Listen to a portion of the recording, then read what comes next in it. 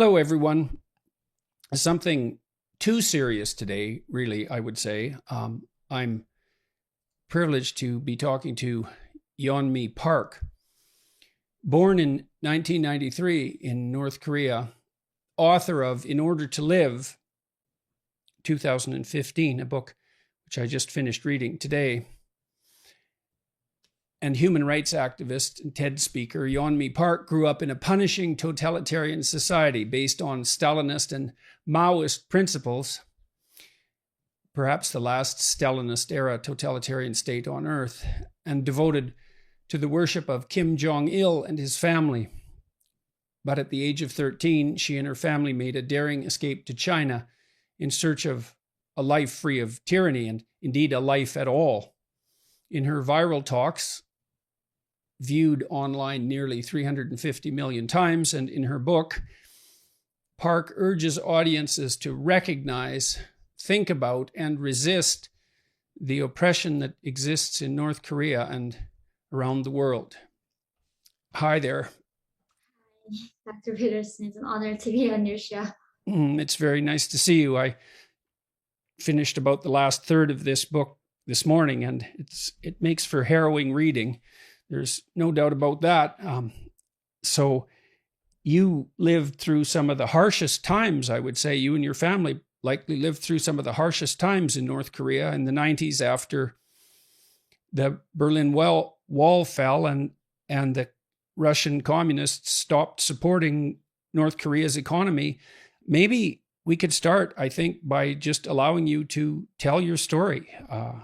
So you can start wherever you'd like. And Thank you.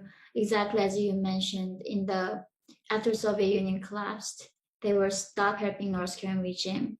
And North Korean regime is like run by central government economy. So they decide how much rice you can eat that day per person based on their class. So even though the biggest irony of North Korea is that it was founded the idea of equality, make everybody the same, the communism, and then they called it themselves as a socialist paradise. But they made into North Koreans into three big categories of classes, and within three categories, they divided 50 subcategories of classes. So it became the most unequal society that you can imagine right now in our human history. I was born in the northern part of North Korea. So during this Great Famine, that was man-made famine by Kim regime, that's where most of North Koreans died, in the northern part where I was born. And the people in Pyongyang, in the capital, they were still well fed.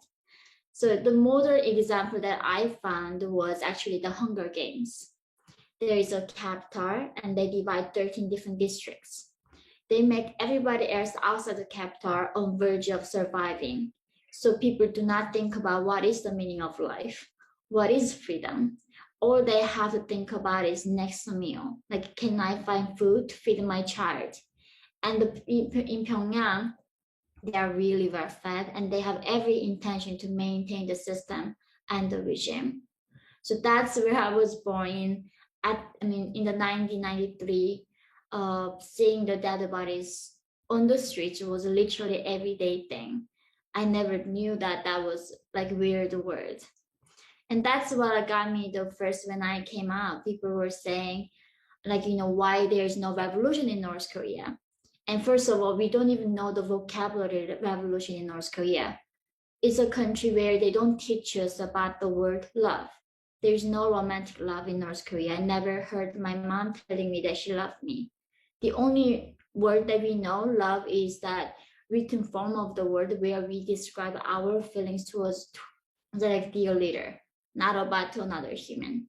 So there's no word for love, no word for human rights, dignity, freedom. And that's why, people in North Korea, they don't know they are oppressed. They don't know they are slaves.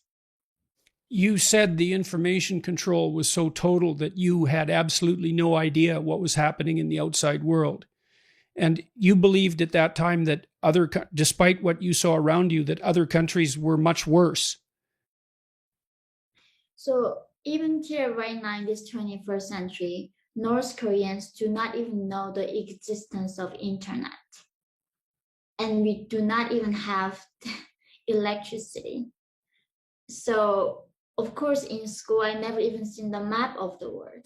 I never even knew. So in school in North Korea, they don't teach me that I'm an Asian. They teach me that I'm a Kim Il-sung race. And North Korean calendar begins not when the Jesus Christ was born, when Kim Il-sung was born. So they cut out entire information, and people literally get executed for watching photo information. And that is a crime to be dead in North Korea. So you do not have a freedom even to travel abroad. It's an entire black hole of information. You don't know outside that cave what's happening. But of course, like the leaders like Kim Jong-un, he went to school in Switzerland. The top elites go out, but the people at the bottom, most of them, never even seen the map of the world, and we don't even know what Africa, other continents, other race, and that was like me. And you described the conditions that you grew up in. So you're, first of all, what stands out quite remarkably is the degree of hunger. Yeah. So tell me a bit about what it was like when you were a kid in the 90s in Korea with regards to eating. So North Koreans are on average 3 to 4 inch shorter than South Koreans because of the malnutrition. And I'm like 5'2", but most of North Korean men are shorter than me. So if we are above 4'10" high, you must go to military. So tons of North Korean adult men are around 4'10", like even below that right now. So this severe malnutrition affects even our brain development. North Korea's average life expectancy is like, if somebody lives up to 60, we think they lived a really long life. Like my grandmother who died from almost like malnutrition before her 60, everybody thought like, oh, she lived long enough to do that. So it is a different planet we are talking about. Being in North Korea, of course, like only way for me to get my proteins were eating, grasshoppers, dragonflies, a lot of insects, tree barks, plants, flowers, and that's how we survive. And most of people die in the spring because that's when there's no like really insects and plants are. And that's where every spring there's most of people dying, and majority of people dying that time. Yes, and you said that for you and for the people around you, spring wasn't a time of hope and renewal, but the absolute worst time of the year. And so maybe you can explain that. Yeah, so every spring I remember my skin sort of like cut off from the like vitamin lackness that I would get dizzy, and it's like season of death every spring. The people who couldn't wait until the summer so the plants grow, and that's when like we all know that tons of people are gonna die. And I still remember I escaped in the spring at the March of 2007. One day I had a really bad stomach ache, and my mom took me to the hospital. But in North Korea, of course, there's no electricity. There's no x-ray machines, none of that. Literally a nurse using 1 meter to inject every patient in the hospital. And people don't die from cancer in North Korea. They die from infection and hunger mostly. And the doctor literally told my mom that she has appendix. I think we gotta operate on her like right now in this afternoon. And they do not use anesthesia. It's a very like people don't use anesthesia in North Korea. So they would cut my belly open that afternoon, and I was fainting. And they said, "Oh, she just malnourished. She got an infection. She doesn't have any appendix." And then they closed me back, and then it literally from our hospital to the bathroom, there were like piles of human bodies piled up, and you see children like chasing the rats, eating human eyes first, and then children catch these rats and they eat and they somehow die from I don't know what it is. Then rats eat the children back. So this cycle of us eating rats and they eat us back is going to continue and continue. Yeah, and you said that was happening in the hospital. You also mentioned in that episode that you woke up before the surgery was over because the anesthetic ran out. It was not even like actually a full anesthetic. It was more like a dose of, I think, sleeping pill, like a lot of tons of it. So, most of people in North Korea right now, even when they cut their legs open, sewing their bones, they do not give any anesthesia because it's a free healthcare and regime do not provide anything for the people. So yeah, you mentioned as well, and so we can talk about your familial situation, that in the 1990s, the average wage in Korea was the equivalent of $2 a month. And so $1.90 a day is what the UN regards as the line between poverty, like absolute privation related poverty, and enough to barely subsist on, $1.90 a day. And so North Koreans were making as much in a month as the UN allows for poverty in a day. And you describe, eating virtually nothing. Rice was a luxury. Other forms of food, especially protein, were virtually unheard of, including fruit. And you, in some of the most memorable sections, you described going out into the fields with some other children, and you were about 7 or 8 years old, I guess, at this time, and catching dragonflies and roasting them with a lighter. Mm-hmm. And that was where you got your protein.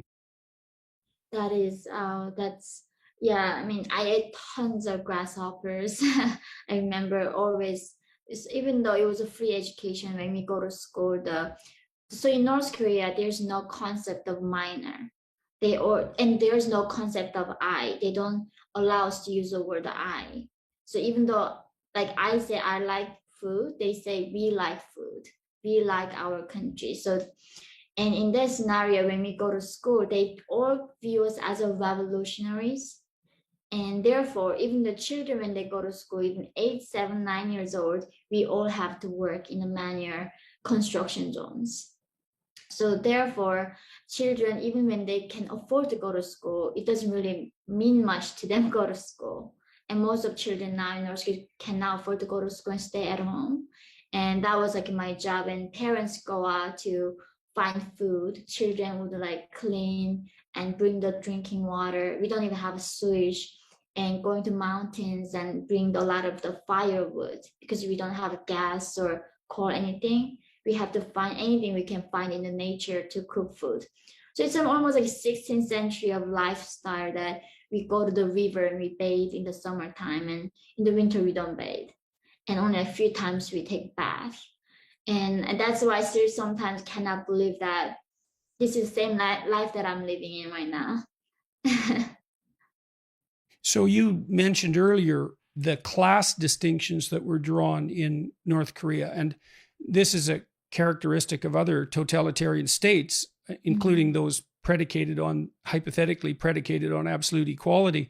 You saw this happening in the Stalinist era and also in Maoist China, where if your family members were associated with a group that was deemed oppressive, then that still might impede your chances of survival, let alone progress 3 or 4 generations later. So and I believe your family, if I remember correctly, your grandfather or great-grandfather was a landowner. Mm-hmm. And so what did that mean? So exactly, that's what North Korea does right now. They still have this thing called the guilt by association. So if one person does wrong in North Korea, it doesn't mean just you are the one get punished. 3 to 8 generations gets punished. So when there was one high-ranking official escaped, they killed more than 30,000 people because of the one person's defection. And that's the cost that I had to bear, me speaking out afterwards of my 3-generation family back in North Korea that punished. So that's like that. My great-grandfather, I think, was small landowner before the communism, everything began in the 1900s, early that time. Because of that, then my grandmother her status was down. And the trickiest thing about North Korea's status is that there's not even something called marrying up. Some other countries, if you marry somebody from higher status, you can go up with them. But in North Korea, there's only going down. If you're high status and marrying to somebody low, you go down with them. That's how they prevent mixing different classes. Right. And so that's one of the consequences of this idea of group guilt, And so the system is predicated on the idea, or was predicated originally on the idea, that the landowning class was oppressive, tyrannical, and well, they were thieves. They were immoral thieves, essentially, as an entire class. And then that class guilt became so pervasive that it wasn't escapable across generations. That's where the idea of group guilt takes societies. And how would you contrast that to what you see in the West? It is so so unbelievable. Like, I mean, I went to school in America, to university, and or talk about this. I mean, America also had a slavery and like all those oppression, but now they are collectively being guilty for their history. And how many generations ago was that even? And then people still trying to punish people who were not doing it at the time. And how do you choose your ancestors? I think that's what was the hardest thing for me to be in North Korea, is that, I mean, I wish I had that option to choose the things back then, but it's not within your control. And now also in America, I see these trends of people going after people whose ancestors were perhaps the like slave owners. But how is it even relevant to that individual right now, who they are? It's not something they contributed back then. So this idea of like, the guilt collectively, we associate them, and I just never knew that the rest of the world was going to be also like this in a different degree. But this is something that mainly North Korea holds against its people. They literally call your blood tainted. Because your father, your great-great-grandfather did something, that means you are forever, your blood is tainted. You are not like redeemable. And almost now in America, I see that because some white people, their ancestors owned the slaves, they are like redeemable. They should be forever guilty about their privilege. And like the idea of this word guilt is also very, it's very hard to even look at this. And it's so heartbreaking. Why would you cause that kind of shame on other human? Why it's not their fault at all? Yeah, well, that's a good question. But why you would want that to happen?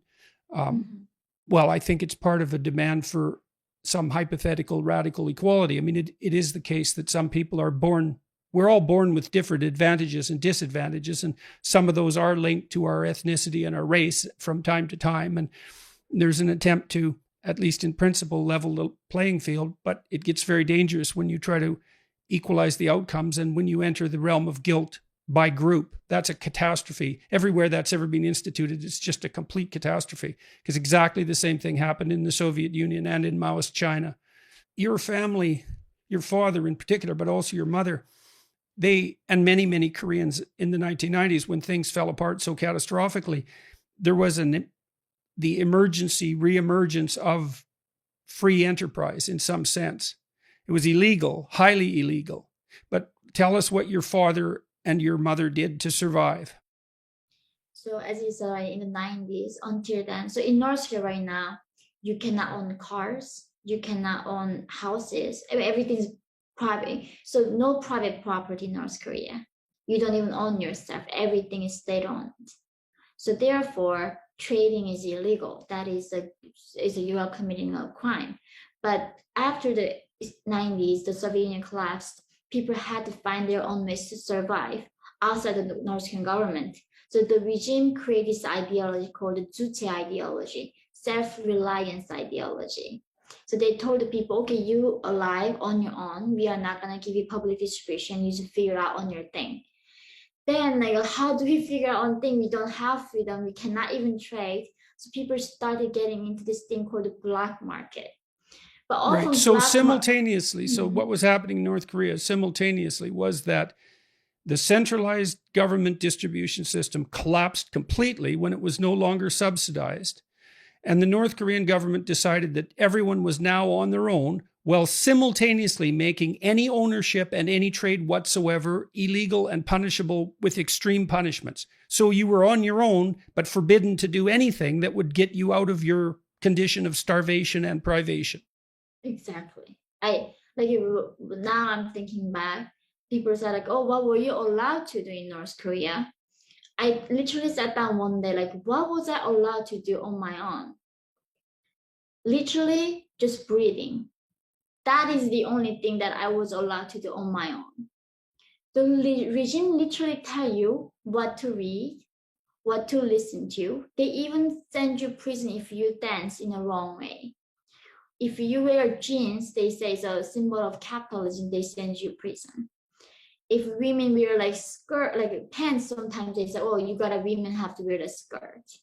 And if you watch wrong movie, and even the haircut, they tell you what kind of hair. It was a funny joke for the Westerners. I cannot believe in North Korea you have to follow the haircut line, the guidelines. That's how controlling the regime is. They intervene every aspect of your life, and literally, when there are some times when we have even electricity, they would give us this radio that we cannot turn off. We can lower the volume, but can never turn off at home. So they force us to listen to this propaganda blast. Right, and it's stuck on one channel. Yeah, no, there's only one channel. And you can't move the station selector to listen to anything else. That's illegal as well. Yes.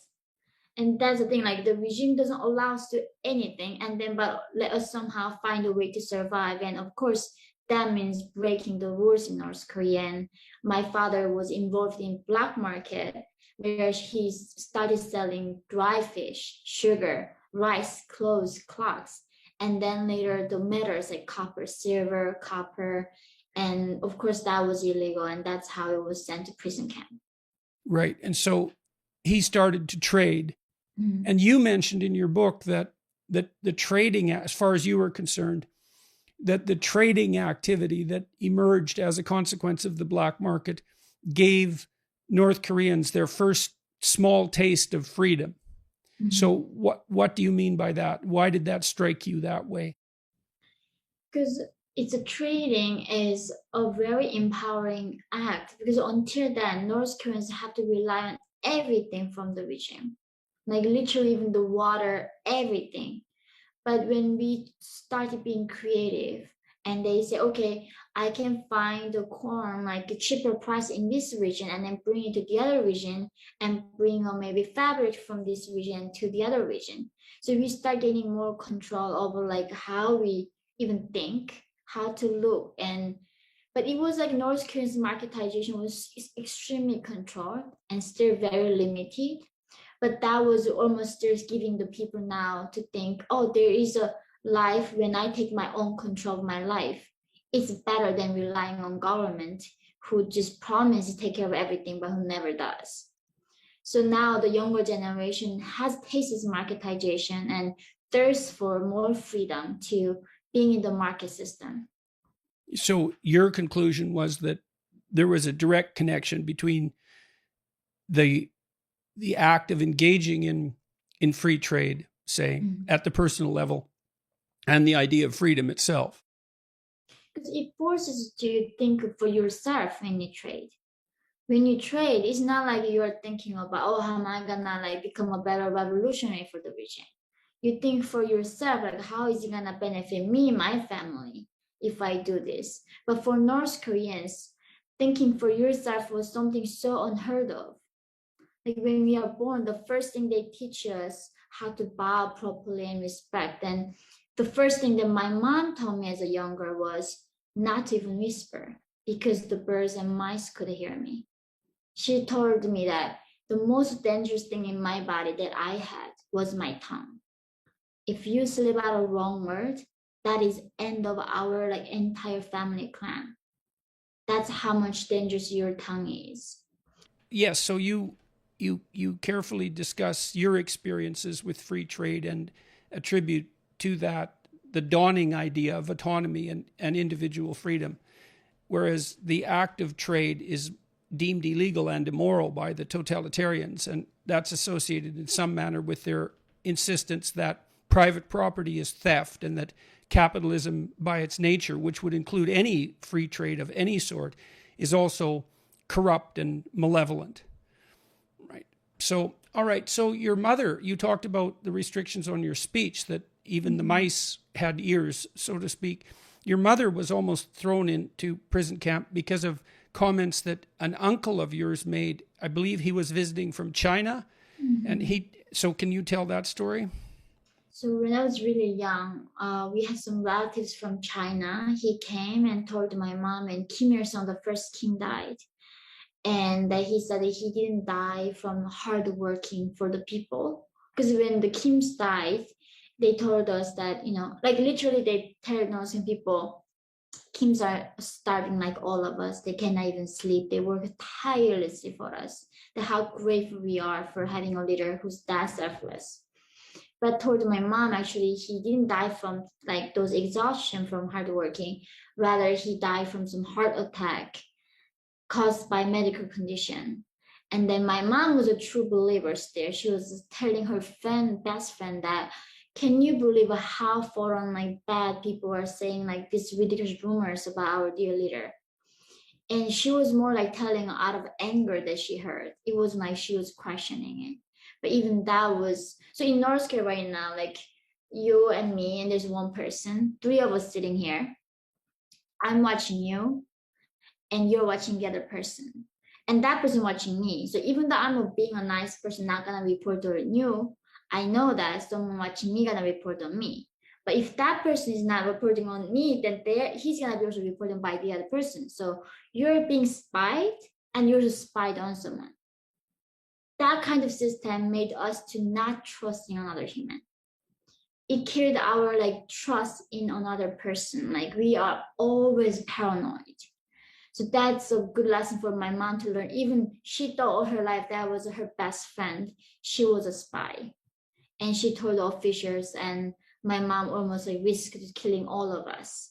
But the thing is, because she never slipped the word to another person, and she said from the intention of defending the revolution, they like pardoned her and told her never ever say something like that ever to anybody. So even my father never knew what was happening there. Right. So even though she thought the rumor was a lie, and when she talked about it, she was outraged, that was still enough for a full investigation with a tremendous amount of danger associated. And it was luck in large part that she escaped from more severe punishment. And the fact maybe that she had small children. Definitely. Like right in North Korea, like when you have a newspaper, every front page has to be Kim's.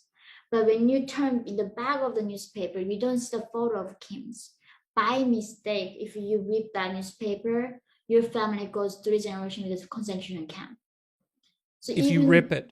Oh yeah, so it's like if you get a newspaper, you gotta be very careful how the photo is gonna be positioned. So every household in North Korea have to have portraits of Kims. If your house caught on fire, the first thing is not you holding your child and one out. You have to hold the portraits till your death. Otherwise, it's gonna kill 3 generations of your family again.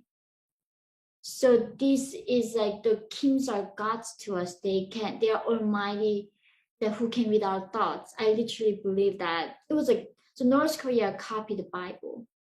In its exact Bible, Kim Il Sung was a god, loved us so much, gave his son to us, Jesus Christ, right? Kim Jong Il. His body dies, but his spirit is with us forever and ever. Therefore, he knows how many here I have, what I think, what my future will be. So if we sacrifice ourselves right now for the revolution, we are gonna join him in the paradise afterlife. So North Korea, therefore, is #1 Christian persecution country because it's so they copied it so like similarly.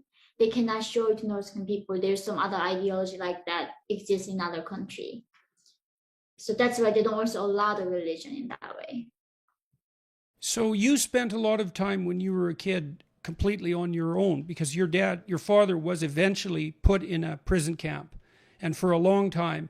And then your mother spent a lot of time away from you because she had to do what she needed to do to raise money so that you could survive. But also she was trying to deal with the situation with your father. So you and your sister, how much age difference is there between you two?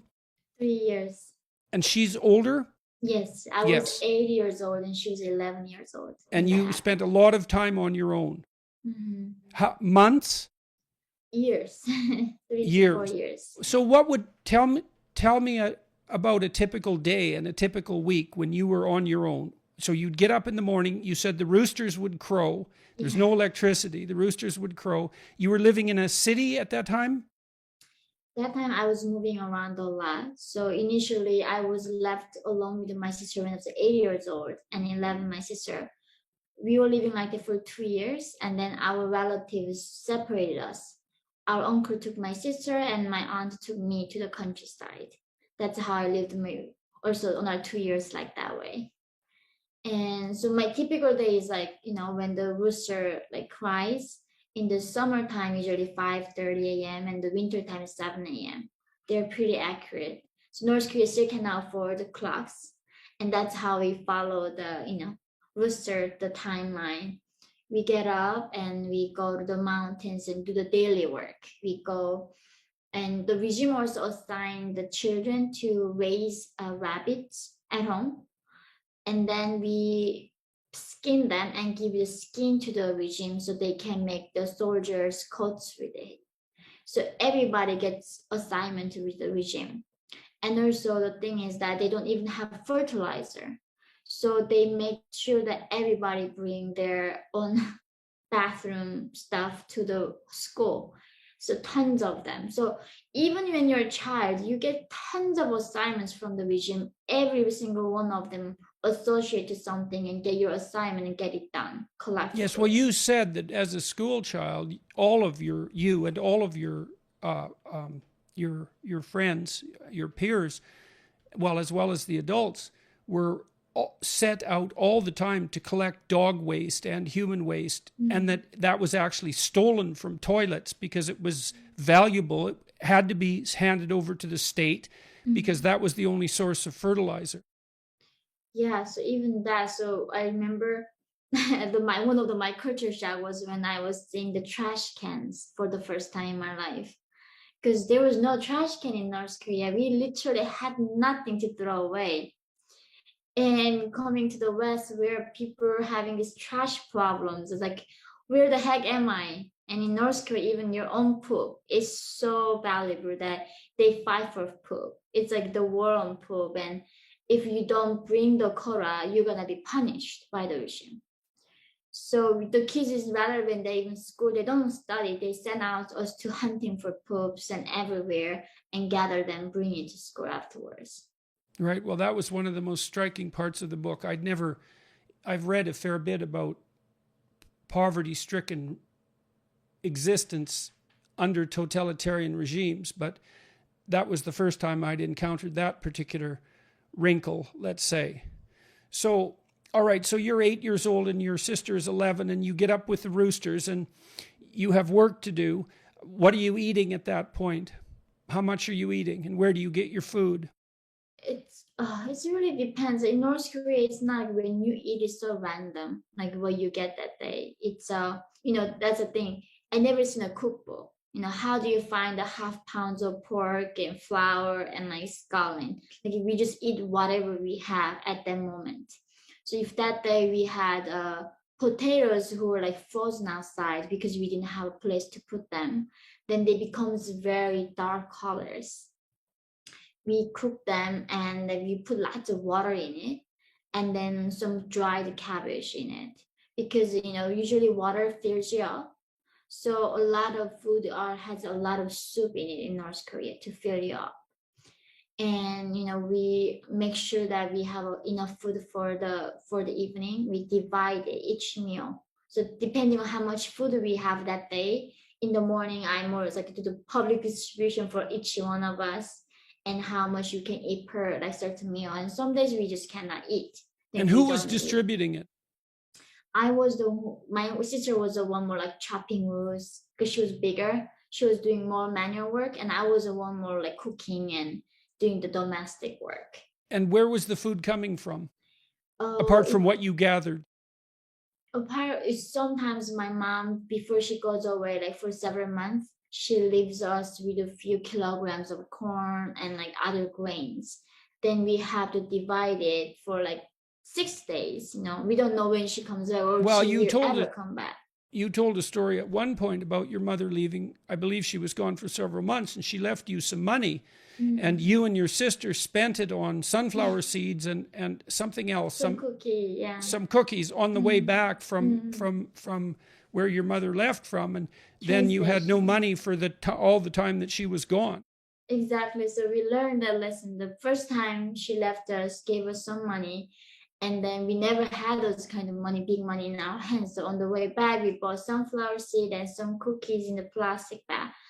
And then we had nothing left for us, and we were not even so in North Korea we don't even have phones. It's not like you can call up somebody, where are you? Like a lot of times they go out and they never come back. They might die on a disease or station, or accident. A lot of people never hear back from. So going on a journey in North Korea is like higher chances of you never seeing them again. And so even though mom would say, I will come back, but we never knew she would. And once that happened, the first time we learned the lesson, mom would leave us a few kilograms of grains, then we would divide as much as we could. So we would not run out until she comes back. And you said that all you ever thought about, and your sister as well, was food. Mm-hmm. And that you dreamed about bread, and you fantasized about bread, and you talked about how much bread you could conceivably eat, and that you were possessed all the time with hunger. I know. I'm still thinking, as a child, I never ate till I felt full, so I never knew what was limits of my own stomach was. I never knew how much should I be fed so I feel full. So as a young man, I literally thought, if I even eat the mountains of food, I thought I would never feel full. So we would compare how much I can eat more. So my sister said, I'm 100, I'm 1,000, then a mountain and 10 million, and whatever the number, whoever comes up bigger. And that's how we were just dreaming of it. That was the only thing on your mind. So that's the thing. When people talk about the civilization, right? It falls when you don't eat. People become animals. You lose all this dignity. All you're thinking is just food, basic survivor. And that's what my people always dealing with, the basic survivor. Yeah, and you were at that time too, you were seeing death everywhere as a consequence of starvation. Mm-hmm. I still remember one day my sister and I walked by near the well. It's people bring the drinking water. There's a young man, I don't know, maybe teenager. He lies down and his intestines comes out of him, and he was still alive. And I'm hungry, give me something. But as a young mind, I don't even feel sorry. That's the thing haunts me the most, is that I feel nothing all my life there. And because every single thing I saw was like that, and now I'm thinking, was I a psychopath? How did I feel nothing about it? But that's so desensitized North Koreans are. I think if you're in shock, you were in shock all the time. I mean, you said in many of the experiences you had, for example, that you felt like you were outside your body, watching, and that's a classic sign of dissociative stress. And you were in a situation like that all the time. So I don't think that you have to consult your conscience about that. It's in your book itself. There's no shortage of empathy on display. So, and I don't think it's a comment on your character. It's a comment on the absolute horror of the situation that you found yourself in. And obviously you were capable of great loyalty to your family members, and even to some of the people that treated you very, very badly. I mean, the men that you were involved with, in part, once you escaped from North Korea, you had ambivalent relationships with. But I mean, in some, you were able to see their humanity despite the terrible situation that you had been placed in by them.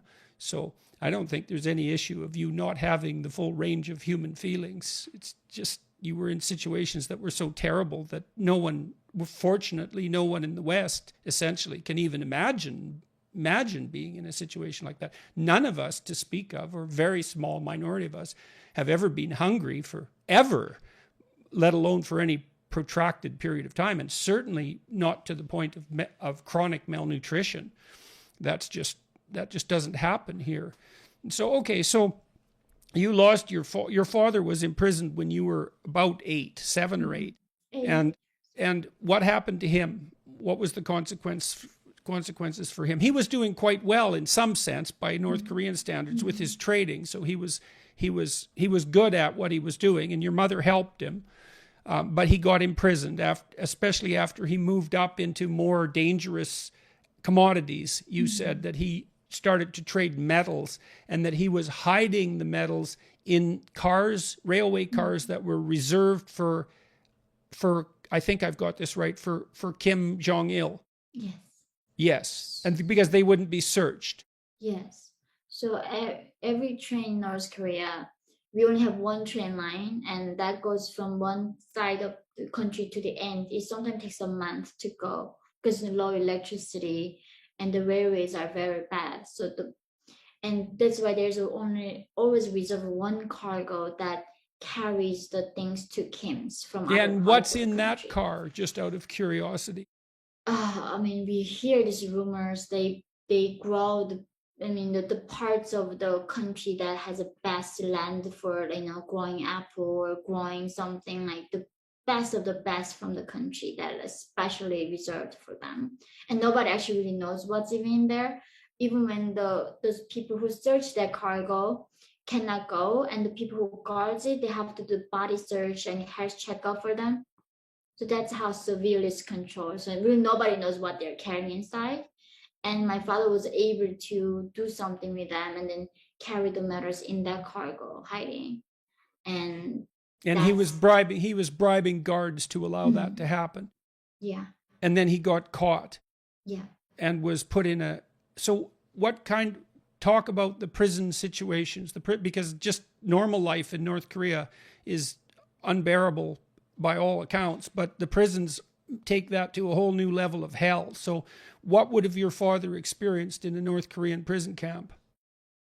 So there are 3 types of prisons in North Korea. One is called the Gwaliso. It is concentration camp.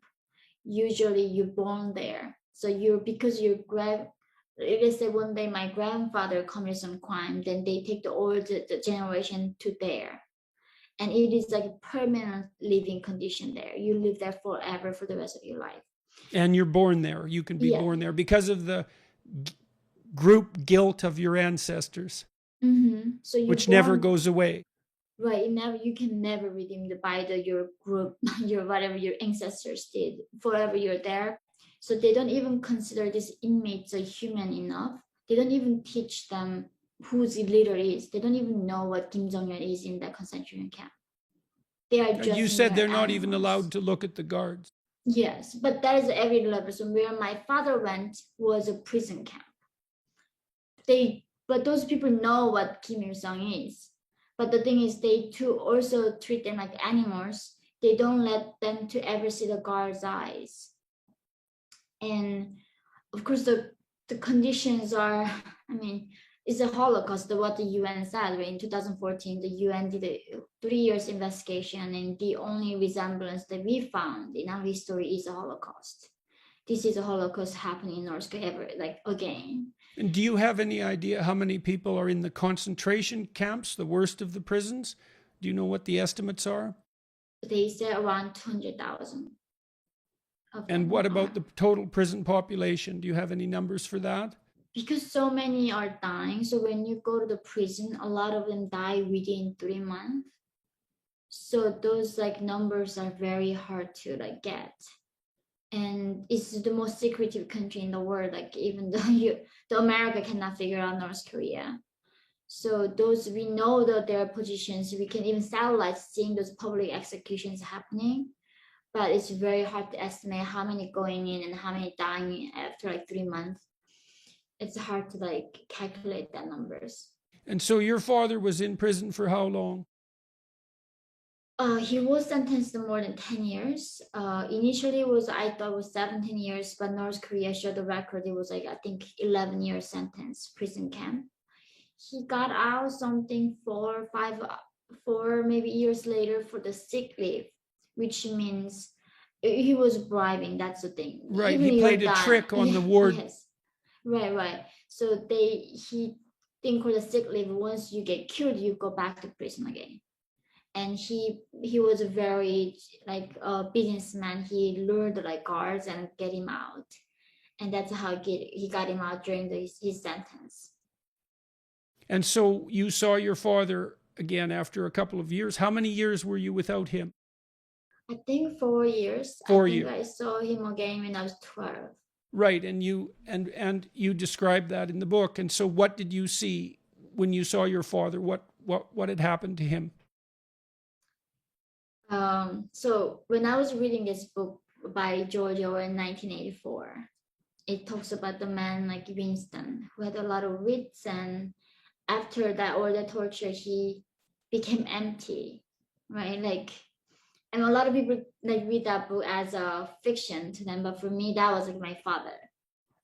When I saw my father again, of course, he had no hair. He just got out of prison camp. I mean, all he got was just bones, like literally skin on the bones. And the thing is, I didn't even feel anything. That's like what I'm still like guilty is like, I felt nothing. He was just so empty. His eyes were just hollow and empty. And then he was starting singing songs like, I didn't do enough for my country. Like he was so guilty that he was not a good revolutionary or whole. And it wasn't him. And in so many ways, that was worse than killing him. They killed his soul permanently, that he never came back. Until he died, he felt guilty that the crime that he committed for the regime. Till his deathbed, he told me never betray like the dear leader. And I don't know what he did to him, but he came out as a completely different person. So it was not long after that that you and your family decided to leave North Korea to escape. You were 13. Yeah. Your dad died. Mm. He died of cancer. Yeah. And it wasn't long after he got out of the prison that was the case. Mm-hmm. And then you guys decided to make your way to China. No, I escaped actually. So my sister at 16, she escaped first with her friend. And I told you, as I got my stomach ache, she left me a note to say, go find this lady, she will help you to escape. Initially, I didn't plan to escape with my mom. I was going to escape with my own sister, but because I got sick, my sister had to leave first. I found the note and found the lady with my mom and told her that she told me if I go to China, she said I was going to find my sister. Right. And then, I mean, but when you're so desperate, like you don't even know what China is. Like we don't have internet to search and what's going on in China. Just hoping, because China is the only place that had the lights at night. And if you look at North Korea from a satellite image, it's quite interesting because the entire country is black at night and it's surrounded by the bright lights of South Korea and all of Southeast Asia. But you have this immense territory, the whole north of Korea, that's completely dark. And you talked about standing with your boyfriend at that time, looking at the lights in the distance of China, but you didn't know anything about it at all and had no idea what was going to happen to you if you escaped into China. No, I did not even know what was China. I just saw the lights, and maybe if I go where the lights were, I thought maybe I would find a bottle of rice. That's how innocently we thought about it. And right, and some of that motivation was direct hunger, right? You were hoping to find somewhere where you could at least get enough to eat. Yeah, it was. That's the thing. It's a thing when people say you're so brave that you risked your life for freedom. Like, no, I wasn't. I didn't even know what freedom was then. Like, how do I know what freedom is? And like, I just was literally escaping to find some food to survive from hunger. And that's how we crossed that frozen river that night with my mother and myself when I was 13 years old to China, leaving my father behind back in North Korea. So tell us what happened. Tell us about what happens to North Koreans as they move with the traffickers into Korea, because that's a whole story in and of itself. And it was something you had no idea about. I know this is a thing, like people, the world is obsessed talking about slavery, but this is a slavery that's happening just right now at this very moment that we are talking about this. So there are like 300,000 North Korean defectors are in China, and they are all enslaved by Chinese people. I was one of them. In 2007, we found this lady. Miraculously, she wanted to help me to go to China. I didn't even know why. She bribed the guards. So in North Korea, it's the most heavily guarded border with the people with the machine guns. And Kim Jong-un literally buries landmines on the border, so people would not escape. So entire country is a concentration camp. Entire border is sealed. We were luckily bribed the guards. We crossed the frozen river to China. And of course, the first thing I see was my mom being raped in front of me. And you said that your mother offered herself as an alternative to you. Yeah. And you were 13 at the time. And that was your first introduction to sex of any sort, because there was no sexual education or contact for young people. There was no sexual education and no romance, no dating, anything like that. So that was your first introduction. I don't imagine you even understood what was happening. No, that's the thing. Like, I go there and I was like something 60 pounds. I was very malnourished, maybe 50 something, but so small. And this man was like, I want to have sex with her. And my mom's like, what do you mean? Like, she's only a child. And then he's like, I want to have sex with her. So she's like, just take me instead.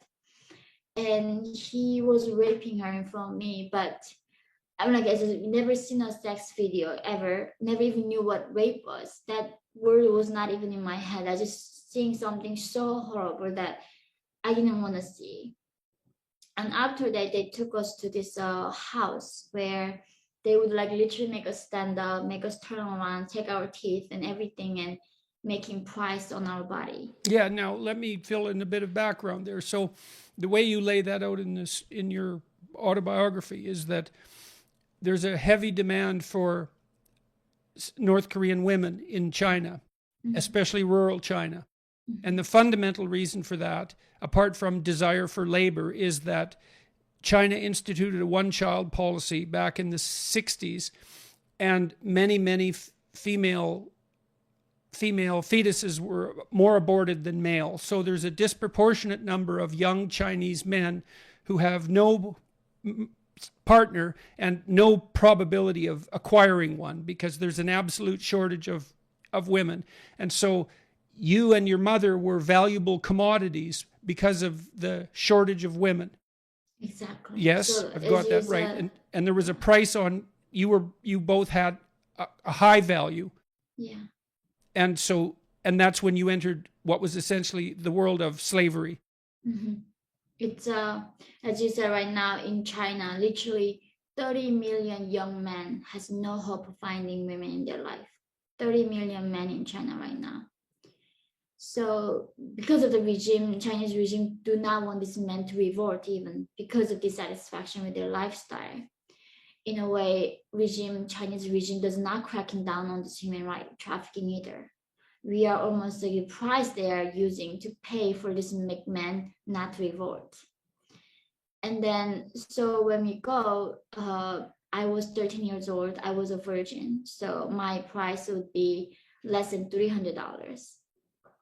In 2007, and my mom's price was less than $100. That's how little a human being worth right now in this 21st century. And then each trafficker buys us, price goes up. So the second trafficker comes and buys us and then pay more price. Then they sell us to the Chinese farmers or the men, or to sell us to brothels or prostitution and like a lot of other like underground world, and sell us like products, like commodity. And then I remember that's the thing, like at 13 they were asking, so in China, in order to be here, you gotta be sold. And I didn't even know what human trafficking was. Like, what do you mean you're selling a human? I'm not a puppy, like how do you sell me? And they were like, no, you gotta be sold here. And they said like literally to me was that, oh, if you don't want to be sold, you can go back to North Korea. We can let you guys go back. But the thing is, going back to North Korea is a death. Like, even though miraculously regime doesn't punish me, there's no chance for me to find food. I mean, that's the hardest thing. It's like there's no place for us to go. outside of North Korea. Like if you leave that country, whatever the condition is, it's better than being in North Korea, because at least in China we are being fed. Doesn't matter we are raped, tortured, we are at least being fed. And that's how we stayed in China and they sorted me separately from my mom, because they can charge two people's price. So they sorted my mom and sorted me separately, and that's how I got separated from all my family at 13. Yeah, well, you said at the beginning when you went into China that you didn't tell the smugglers, the traffickers, that you were traveling with your mother. You said that she was younger than she was, and you said that you were older than you were. Exactly. Because they weren't going to take you otherwise. Yeah, so the lady... And you had no idea what was in store for you at that point also? No, I did not know. She told me, oh, don't tell them you guys are mother and daughters, just say you're maybe aunt or something. And told my mom, you're much younger, you're much older. And because human trafficking was something that I didn't hear about in my life, I was so scared, because in North Korea, there's no bad news. Every news is a happy news, how amazing we are winning in the revolution. So I never even knew what rape was. Like in America, if you watch news, like somebody raped, you know what rape is. But in North Korea, they steal every information from you. Like news is not actual news. So not knowing what rape is, not knowing what human trafficking is, and just completely into just another like planet. But you had enough to eat. Yeah.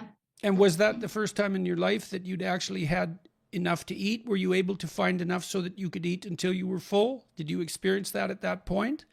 That's when I learned. Another thing is, it didn't matter that I had food to eat again, because I lost everything that mattered to me. Like I lost everything. And so I wanted to kill myself.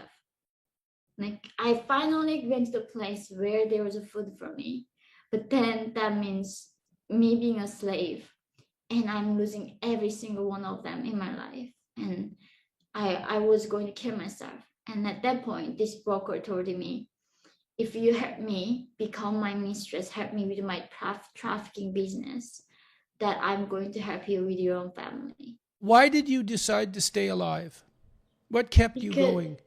Because my mother, he told me at that point, he said, if I don't kill myself and helping him, then he said he was going to buy my mom, because he's the one who sold my mom to a farmer. Right. So at that point you were separated, and your mother was the enslaved wife, so to speak, of a farmer in a rural community. Yes. So she had to be bought back, and that's the deal he offered you. Yes. And so you decided to stay alive because you thought you could help your mother. Yeah. It wasn't for you. No, I was, yeah, it was my life mattered something, right? It meant something. I could do something more than that. So he offered to bring my father, and that's how I brought my father to China from North Korea. And that October, when I was turning 14, in that October 2007, I saw my father again. And so then you were with this man, Hong Wei, was that his name? Hong Wei. Mm-hmm. And you describe a very complex relationship with him. He was violent and a gambler, so he would spend vast amounts of money raised by this trafficking trade and disperse all of it in gambling fits. And he was violent to you, but you also believed that over time he came to love you. And so what do you make of that in retrospect? It's an unbelievably complicated situation, to say the least. Even though actually is a thing, last year he came out of prison in China after 10 years serving sentence, and I sent him money from the US to help him. And it was for me to, that's the thing. And then I could actually, this morning, I woke up from this nightmare of my time with him, how violent he was. All my day, I was like, was hard of like all those nightmares I went through. But the thing is, like, nobody's pure evil. Nobody's pure like anger. And I think that's what it is. Like, as much as he was so evil, I'm still haunted by nightmares. He still like saved my parents. He still gave my father's the last moment that I can cherish. And I think that's life really. It's not that like simple. Yeah. So you were with him for how long? 2 years. And what occurred after that? You went to Mongolia. What was the trek from him? Now, so he brought your mother back, and so you're together living with him, you and your mother? Yes. You can't find your sister yet at that point? No, we couldn't find my sister. Your father, is he still alive at that point when you're with Hong Wei? So yes, during the time after finding my mom, he brought my father 6 months later, and then my father died 3 months later after I saw him again. And you said you had changed dramatically after you left North Korea. You stopped being a child very, very rapidly. And Yeah. you started to take care of your mother and to make the decisions. And also when your father saw you, once he came to China, that he could hardly recognize you. It still affects me. I think that at 13, I don't know what I became. It took so hard for me to fear something again. Like when I had my own son, actually in 2018, when I met you at the lecture, that is the year when I for the first time felt something. And like I was so grateful that I was feeling things ever again. And so at 13, I learned how not to fear ever. And I don't know how it was possible even. So my father came and then he died. So I buried his ashes in the middle of the mountain. And after that, Hong was like, he blew all his money from gambling. He couldn't even have. You said when your father did come, though, you did revert to being a child from time to time, that you would sit on his lap and that you would turn back into a younger child and then go back into whoever you had become when you went to China. Yeah. I think there were many versions of me back then to survive. Whatever the version that was fitting me to survive, I think I became that person. It was so complex. I don't even know like am I, which person am I? Like I became so many persons. I still think I just don't even know how that was possible. So because my father before he died, like he was keep telling me about his childhood, and I think he just really missed me being a child, and I think something may brought that out of me. So my father is a very hard thing for me to still deal with, but so he died, and then Hongwei couldn't afford to have us. He couldn't even able to buy us even food in China. That's really bad. He couldn't even able to feed us. So he was saying, okay, I'm not gonna let you go. Then how do we go? Where do we go? Even though your mother at that point, she was insisting that you sell her again, if I remember correctly. Yeah, I did sell my mom because I couldn't feed her. She was saying only way for me to feed in China was being sold again. So I sold my own mom and then gave the money to Hongwei, and then he put us in a one-night gambling. So a few months later, I brought my mom, make her to run away from the farmer that I sold her. And then we luckily found a North Korean lady who operates in a chat room. I don't know you know this. They bring these girls. So it was better than brothel. That's the thing. I had the option of going to prostitution or going to a chat room at 14, and I thought it's much better than being touched by men physically than going to a chat room.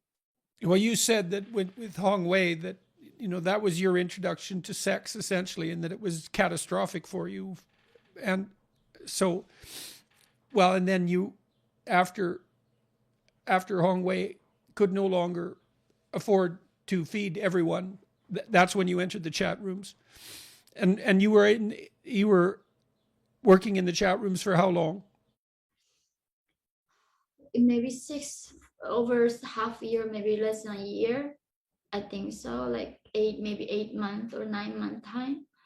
So and the people that organized the chat rooms took the vast proportion of the money. Oh, yes, all the money. I think you got $1 out of 7, was something like that. Something like, but even that dollar, we had to buy food and clothes and other things. So, but the thing is, still was better there than going into prostitution. And in that chat room, we met another North Korean fellow defector, and then she told me there was way out of all this, which means going to South Korea. And then they say, I told them, what do you mean South Korea? I thought South Korea was colonized by America. It's like the horrible capitalistic corrupt country. And she was like, no, South Korea is free. And that is, I remember still the time I learned the word free that day. I was asking her, what do you mean I'm gonna be free in South Korea? And she, of course, did not know freedom meant freedom of speech. None of that. She literally told me, oh, in South Korea, you can wear jeans and you can watch TV and no one gonna be arresting you for that. And that's how we conceived of freedom as North Koreans. Like freedom meant wearing jeans. So I asked her, then how do I do that? And then she was saying, oh, then you gotta become Christians. There were Christian like operation in China. If we become Christians, they were going to help us. And it was ironic for me, why? Because I couldn't believe, like, why do we have to keep believing something to survive? In North Korea, we had to believe in Kims. But now, suddenly outside North Korea, we had to believe in God to survive. But the thing is, we are so desperate. Like, literally, if somebody took me or brought me like a rock, asked me to believe in rock, I would have believed. That is like how strong our humans will to survive. And the like, Christians that you became associated with in China, were those Chinese Christians or were they missionaries from Western countries?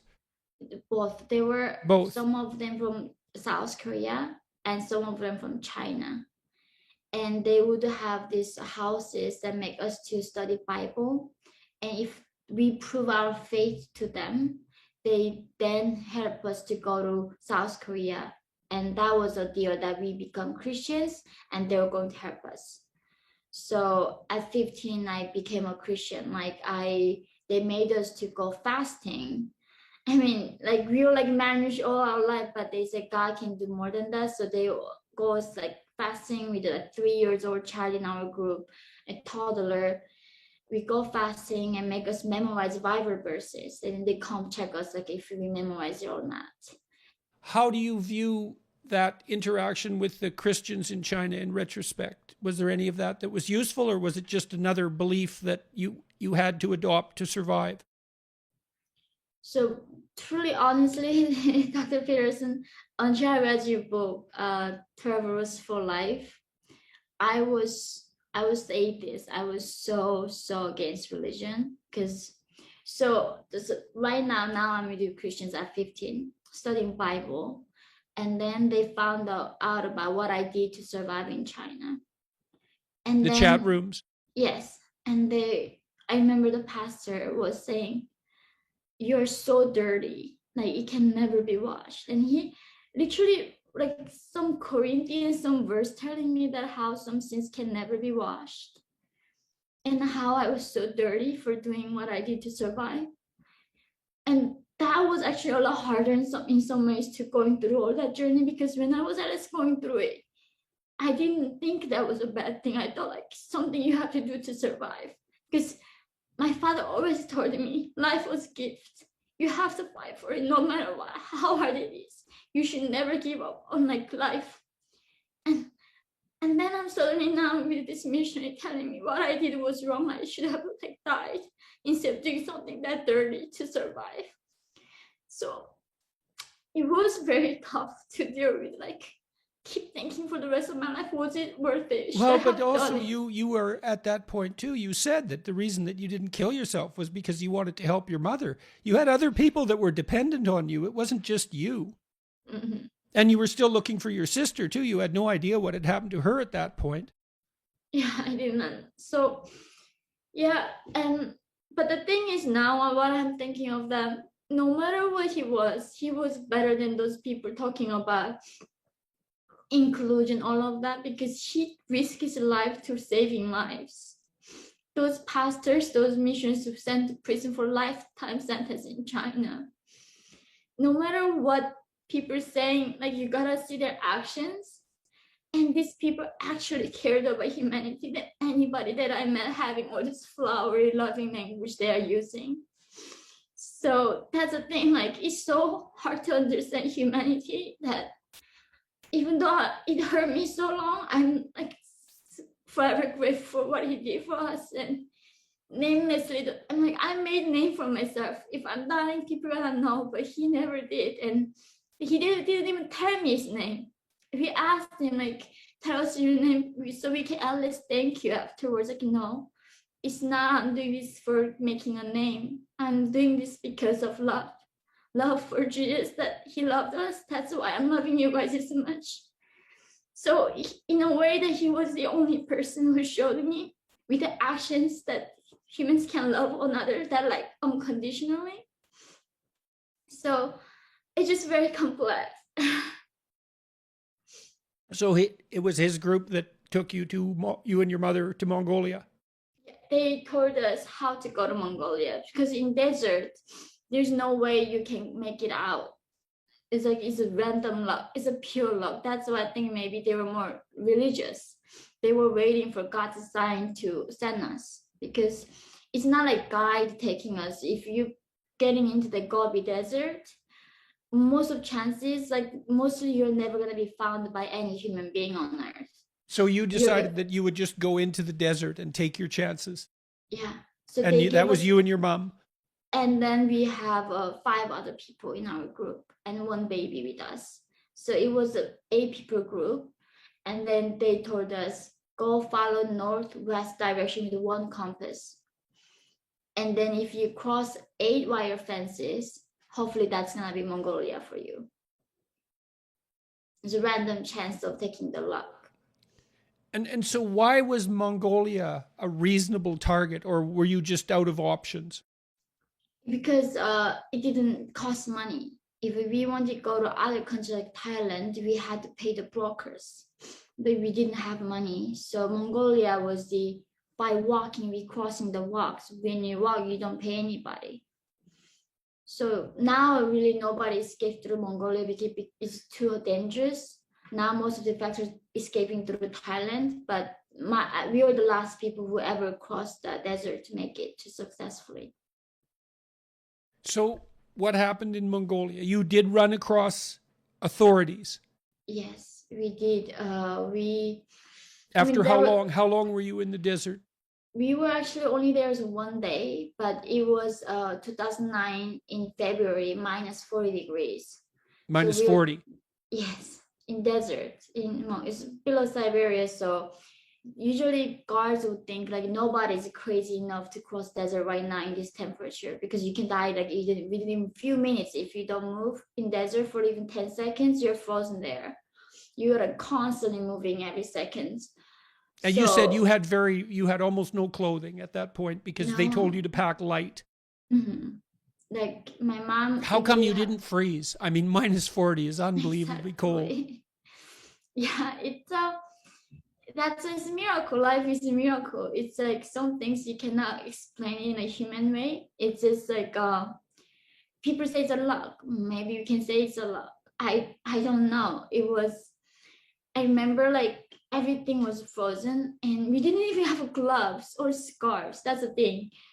And now I'm like complaining how cold Chicago is. Like, no, we were wearing these bare, no snow jackets, none of that. And all I remember was we reminding each other we gotta keep moving because when you are frozen, it gets very sleepy and like you're losing a lot of senses.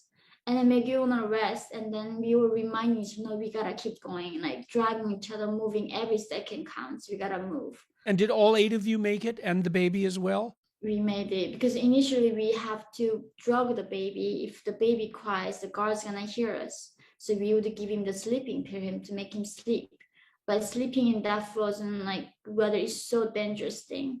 So we have to constantly waking him up, like passing around between people to keep him awake. And he made it too. Huh.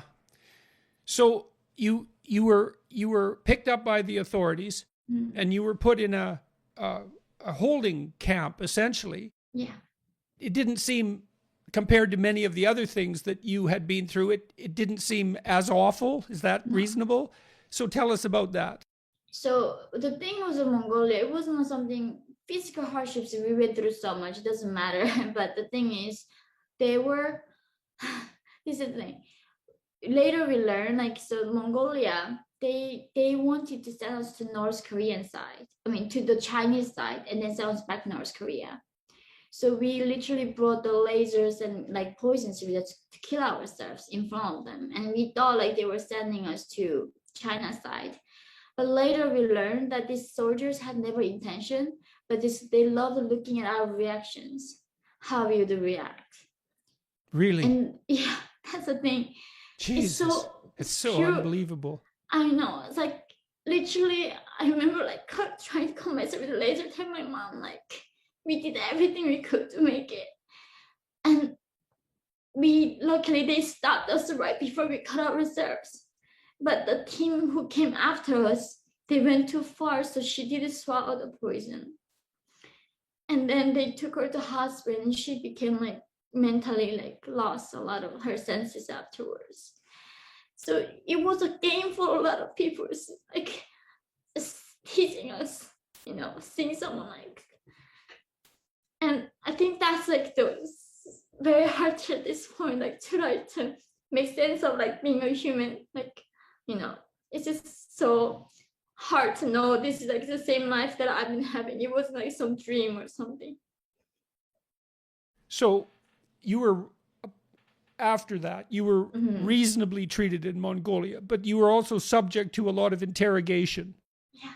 And why was that? Because one is they tried to screen the spies out, because North Korea sends a lot of spies disguising as defectors and send them, so they can assassinate like me, someone who speaks out, or get information who my relatives are, and then send back to North Korea so they can punish the family members of the defectors.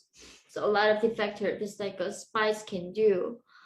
But not only that, South Korea also had a very like heavy discrimination towards North Koreans, and the country is still they blame the victims when it comes like the rape. They like, because of you got raped, not the man. So I remember like during my interrogation, he asked me like, do you have tattoo in your body? And I was 15 years old.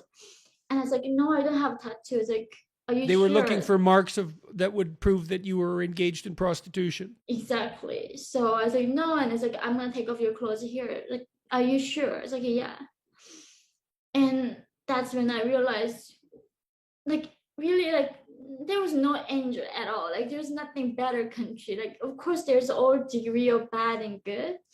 And South Korea actually is another hard place for North Koreans to adjust. And like 2 years ago, there was a mother and son died in the middle of Seoul, South Korea, from starvation because of the ignorance from South Korean public towards them. They died from starvation in the middle of like capital of Seoul. I mean, South Korea. So you went through this lengthy interrogation process in Mongolia, and then it was decided, and your mother was with you, and it was decided at that point that you were genuine refugees, and you made it from there to South Korea. Yeah. And was that to Seoul? From Mongolia, several months interrogation, they take us to another 2 months of the interrogation at the South Korea's intelligence facility. Then they take us to 3 months of re-education program. Right, and that's when they taught you how to be integrated to some degree into South Korean culture. So talk about that too. That's very interesting. Yeah, so they give us this 3 months of training periods where they introduce us to this new planet. And that's once they've identified you as genuine refugees. Exactly. So then you got in that stream. Yeah. Once they're proven, sometimes they even go through those like lie detectors with other defectors. They really make sure that you're not a spy and saying everything is true.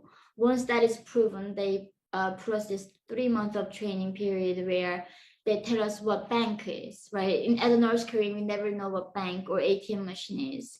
They tell us like how to ride a bus, how to ride a subway, you know, like the And South Korea. what did you think of all that? I mean, you'd been in China for some time, so this wasn't the difference between North Korea and other countries wasn't quite as shocking, I presume. But what was happening to you when you started to understand the massive difference between North Korea and the rest of the world, and also the fact that everything that you had been taught since you were born and everything your parents had been taught, all of that was, every single bit of it was a lie. What was that doing to you? That was the thing, like as you said. I remember they said, "Oh, Korean were started by Kim Il Sung, by Americans." And like in North Korea, literally they tell us Americans are bastards, they are the most evil thing, right? And at that point, my reaction was, so if everything that I believe was a lie, how do I know that what you're saying is not a lie?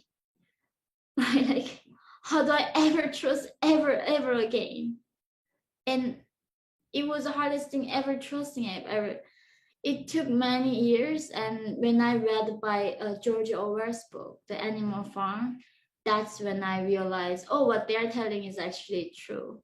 But until that point, I didn't trust what So Oscars were saying. why was George Orwell's book so relevant to you? Why did it have that effect? Do you know? It's so I was reading this Animal Farm, not even knowing what that is, and it was I was seeing my grandmother in those old pigs and these young pigs. When they're like later, when those young pigs born, they don't even know what life was beforehand. They didn't even know the alternative life looks like, right? Because the first pigs were afraid to speak out, and all that terror they kept silent. So until I was reading that book, I was only blaming the Kim dictatorship because of the dictatorship that we suffered. But when I was reading that book, I could see all those people were voluntarily, involuntarily supporting in this dictatorship by terror. They were silenced, but it was their fault too that we end up in this. Everybody did something, contribute something, make us North Korea into, the perfect dystopia that we are reading in the books. Contributing right? What? What are they contributing? By keeping silence. By keeping silent? Yes. When they had something to say? Exactly, because when it came to me, doctor, like, I didn't even know the word oppression. So if you know you're oppressed, you're not oppressed. But to me, like in North Korean young generation, we don't even know we're oppressed. What is that? But my grandmother knew. She experienced before Kim. She lived through Japanese colonialism. Like she lived through before Kim's. But because of that, their fear of losing their life and the loved ones, I'm sure they had a reason like not to speak up. But because of the fear and not standing up for the right, just now North Korea in a point where people don't even know what life can be look like. Well, Solzhenitsyn was convinced that a totalitarian state could not exist unless everyone was participating in the lie, and that the most potent anti-authoritarian action is to tell the truth, and that means to say something when you have something to say, because not because you're brave, but because the alternative is worse. Yeah, that's. And it was Orwell. It's so interesting to me that it was Orwell that opened your eyes to that. I mean, it makes perfect sense, but it's still really something. Yeah, I know. It's like that book. I think that's when I realized, oh, everybody was responsible, and that's when I started thinking about speaking out. That's when you started thinking about speaking out. Yeah. I see. Mm-hmm. And so you made a conscious decision at that point. Mm-hmm. Yeah. Why? Because I knew the price of silence. Because like that was a price we were paying, right? Like not even knowing. Like that's the thing. Like when people say, like, why no revolutions? Like, because we don't know we are slaves in North Korea. How do you fight to be free when you don't know you're a slave? And that's a different thing. Like the fact that my people don't even know they're oppressed that's the thing. Like, what carries me to this point about my father is not like of course, I would be grateful he ever lived in freedom even one day. But the heartbreaking thing is he didn't even know life could be this free and life could be this beautiful. He didn't even know that. Like, life could be so different for other human beings. I just wish he knew before he goes, so he doesn't remember this life so hard, is filled with the sadness, And that's the thing with North Koreans, we are talking with different degree of oppression. They don't even know life can be this way. And yeah, so that was my time of understanding what happened and started believing in this freedom. So you're in the re-education process in South Korea, learning to be a South Korean, learning to some degree how to fit in the culture, learning to some degree how to be free. Yeah. Did you start reading at that point, or when were you? For example, when did you encounter Orwell? Was that when you went to university later? Before my university, so when I was 16, I think, 16 years old. And how did you come across the book? It was, so I was in this de facto school because I was 15 years old, almost 16 years old. They did a placement exam for me. And I just said, like, I don't even know the map of the world. My grade came out like 7 years old, like intelligence. Right. So you got out of the re-education process, and then you lived. Where did you live with your mother after you left the re-education process? They put some in like a public housing in the countryside where a lot of like mentally ill people were living. And then that's when you decided that you were going to go back to school. Yes, that's where I wanted to go to school. But then if I want to go to school, there's no way I can be studying with 7 years old. But even though a lot of defectors do that, 24, they start studying with 7 years old in the same classroom. And I want to take a GED, so I would catch up quickly. And I went to special defector school where they would help us studying in the GED. And in the bookshelf, there was this tiny book called like The Animal Farm, and I picked it up because it looked very thin. Not big. I was like, it might be easy, could read. And I never knew that was the point where my life was going to be changed. That's really something. So then you went to school, and yes. you had to convince the authorities to support your desire to be educated. Your plan was to go to university. How in the world did you formulate that plan? How did you even find out about university? I mean, I guess you knew that already in North Korea. You knew that already. But why did you decide that you needed to go to university? What was driving you? It was so. I remember like that they were asking me, "What do you want to do after like kids here after the re-education? What do you want to do?" And I told him like I want to go study. And it's like, why? Like studying like South Korea is the most competitive countries, and when it comes to education, how are you gonna compete? There's no chance for you to survive. I wasn't even speaking ABCD alphabet English at that time as an adult. So, but I don't know, that's the thing, something was in me, it was thirst for knowledge, that I always knew that I wanted to study. I wanted to learn how the world worked. So I kept that and keep getting back to books. I was reading like 100 books a year. And but also the reason I was reading books is like because there's such a high discrimination. Nobody wanted to be friends with North Koreans anymore in South Korea. And everybody told me that I was a failure before even I began. It's like, you are never gonna be competing. You're never gonna win this competition. So only the books were the ones telling me that I could do it. The books were? Yeah, only the books were telling me, because every book tells you can do it, right? But everybody, the human being I met was telling me I couldn't do it. So I just keep reading books. Yes, well, you can make contact with great minds that encourage you through books. And thank God for that, right? Yeah, that's what they're for. Mm-hmm. So, and you got your high school equivalency. And how long did that take you? I had to do from the elementary to high school. So it took like over just 1 year. 1 year. You did all that in 1 year. Yeah. So I went to college at 17. At 17. So you passed your G, and you'd only had 2 years of education in North Korea, but most of that time you were like working at manual labor. Yes. Now how was your reading ability in Northern Korea? Were you already literate? No, a little bit, but then also the vocabularies were so different in South Korea. Like like we don't know what shopping mall is because we don't know shopping, right? Like what's a supermarket? What is dry cleaning? So I had to like write down, like it wasn't like English to South Korea was easier because I already knew the concept. But like learning about gay, even I met somebody gay and he hugged me and he told me, baby, don't worry, I'm gay.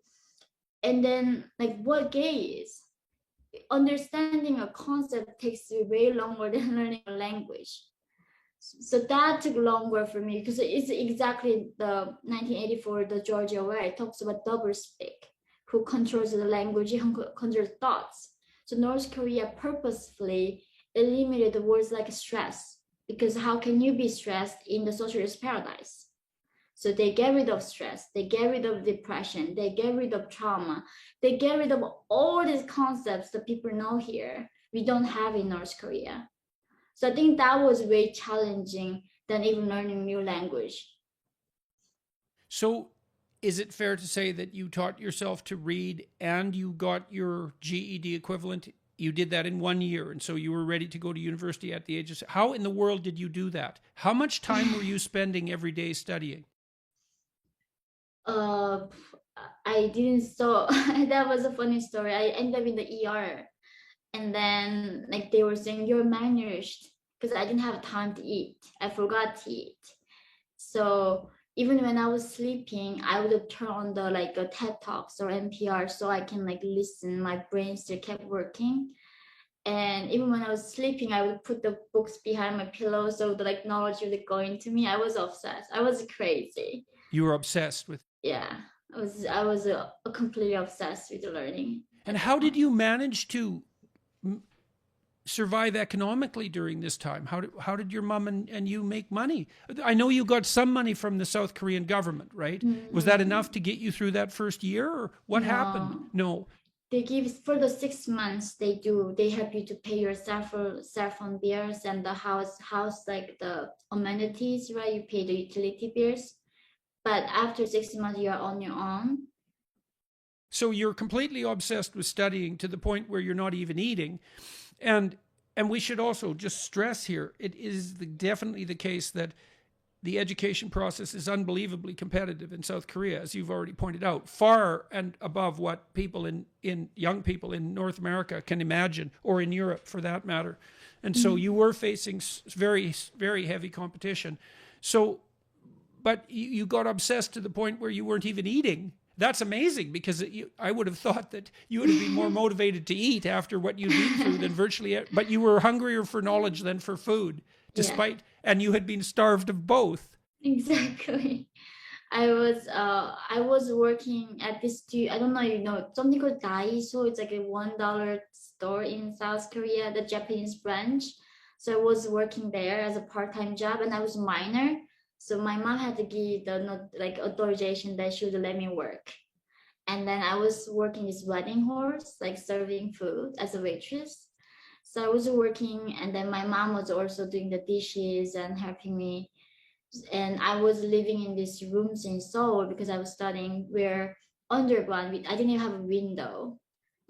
And I still remember those times. I was so happy because I had a goal. Like I was, like this tiny room where you can just stretch your feet like barely. I'm like 5'2", I'm tiny. In that room, I was like living there. All I had was books with me and dream. Yeah, well, a room full of books isn't small. Exactly, it was large, yeah. Right, absolutely. So you got your GED, and then you applied to university in a competitive program, and there was still trouble with you getting in, but you managed it. How did you manage it, and how did you decide what you were going to do? I was going to study criminal justice. I saw so much injustice, and even in South Korea, I saw so much of it. I really wanted to understand how that worked. How what this thing is called justice. So I'm grateful they gave me opportunity to study that program. And but now it's just such a like I don't know how I was going through all of that. But somehow back then I had a drive that I never even knew I had. And so you were at the university for how long? 4 years? Was it a 4-year degree? It was 4 years degree, but I only did 3 years and a half. Before my last semester, I went to Columbia University in New York and switched my major there. Okay, okay. Now, in Korea, was that at the same time you were also working at a Korean television station? Exactly. Okay, so there's a bit of a detour there. You were cast in some sense as the North Korean Paris Hilton. Yes. So that's extraordinarily bizarre. So tell me about that. What happened? Now I'm studying criminal justice in a top university, very competitive program, doing this physical training to become an intelligence officer later. And then I get a call from TV producers saying they are trying to make a show because until that point, North Korea was portrayed as very just heartbreaking documentary. People with like looks like robots when their dear leader dies, wailing, looks very inhuman. But they wanted to make a show, entertainment show, not a documentary, entertainment show, bring young girls they thought was pretty, putting in a beautiful designer clothes and studio, put them in a makeup, and then talk about their life in a lightly. So their show motto was chat with beautiful ladies. And they had that before beauties from the Russia, Poland, America. Now they are going to do that with North Korean young girls. I didn't want to go on. I was like, no, of course I'm not. But then they told me, South Korean shows are super popular in China and all other East Asias. Because you lost your sister, your sister might be able to see it and then find you in South Korea. But because before that I was looking for my sister on a one educational program, and they saw me there and then found me and they knew that talking about my sister was gonna get me. So that was a thing. That was a deal for me to go on the show and talk about my sister, and hopefully she sees it and come to me because I was still looking for her. But the thing is, because I told them about my father's black market business before his arrest, they thought, and of course, how do I know who Paris Hilton is? I don't know. But they needed a character for each character in the show business. That's what they say. You cannot be complicated. You gotta be one simple thing. Everybody gotta have characters, and then they name you. So I was going into out of nowhere to show business. It is unbelievable. It is unbelievable. Well, it's also unbelievable the role that you were cast in. It has such a it's such a contrast with what actually with what the reality of your life in North Korea really was. But the thing is, in that show, I learned actually what I went through was nothing. Like I was in a way of some sense of Paris Hilton because they went through like literally cannibalism is a real thing in North Korea. And I would not want to. People say, "Oh, don't dehumanize the subject. Why are you talking about those things?" But like, what I went through wasn't even close to what other people went through, and what my sister went through in China, who decided to never ever talk about ever again in her life. In that 7 years, what I went through was nothing. That 3 years of being on the show and hearing how other people managed to survive made me was like, oh my gosh, I had it so easy. I'm so grateful. I feel so grateful. Like I still to this day, I don't know how I got that lucky. So you're taking criminology and you're 3 years in and you're doing this TV show on the side and you discover your sister. Yeah. She did come to South Korea and she saw the show. Eventually she did. And you were reunited with her in South Korea. Yes, she did. I found her when I was 20 years old, seven And years do you later. see each other now? Now my sister is a teacher in South Korea, and we see each other often, but because we live in a different country, I'm in America, she's in South Korea.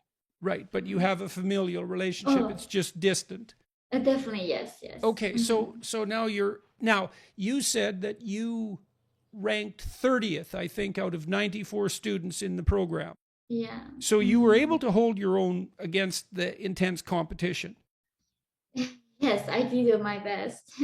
Yes, apparently. Yeah. And then, so how in the world did you end up at Columbia? Now, you don't write about that. Do you write about that? Did I miss that? No, I didn't write it because it was after. Okay. So now we're getting to the point. This is past. So I just remind everybody that we've gone over some of the details that characterize this autobiography, In Order to Live. So now we're moving a bit past it because it was published in 2015. So there's been 6 years, six intermediating years. So how in the world did you end up at Columbia? What happened? So one day I have a friend in America told me, do you want to go to this conference called like the Youth Leaders Gathering in Ireland? And in South Korea in 2014, I never even been to Europe. And I don't even know what island is it. I thought it was somewhere like in UK or something. And then they say, if you participate, they would pay your flight and lodging for free. Every South Korean student's like dream is going to backpacking in Europe. So it's like, oh my God, I got this once a lifetime to go to Europe for free in my college.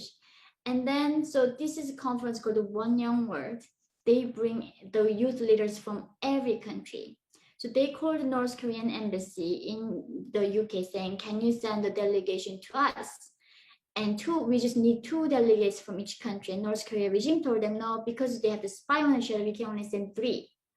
So they said, okay, how about we sponsor 2 and then you guys sponsor 1 so we can bring 3. And then North Korea said, no, thank you.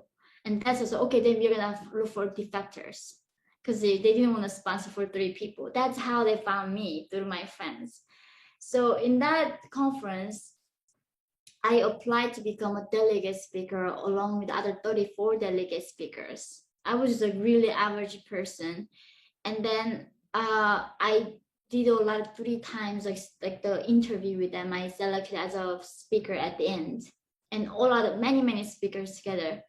And there I shared about what was happening to my people in China, how the Chinese role on, being silent and still they are allowing this human trafficking happening, right? Like if you see the girls captured by Taliban, like Michelle Obama, have no problem standing up for girls captured by Boko Haram.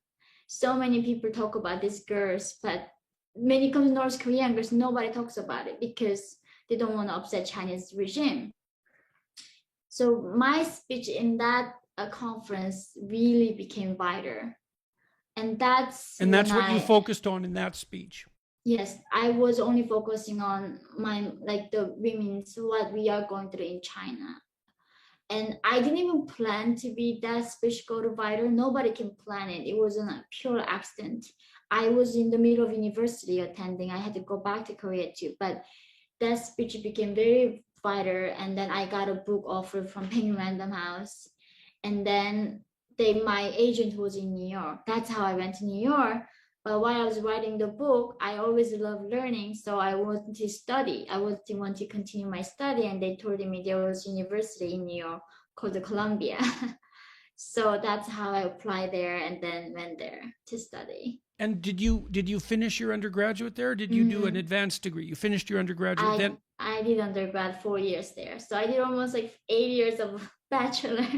Okay, and so you'd gone to university and came out of North Korea. Then you went to university in South Korea. So you got to see that culture as an outsider. Mm-hmm. And then you came to the United States and you got to see Columbia University. So what did you conclude about your time in Columbia University?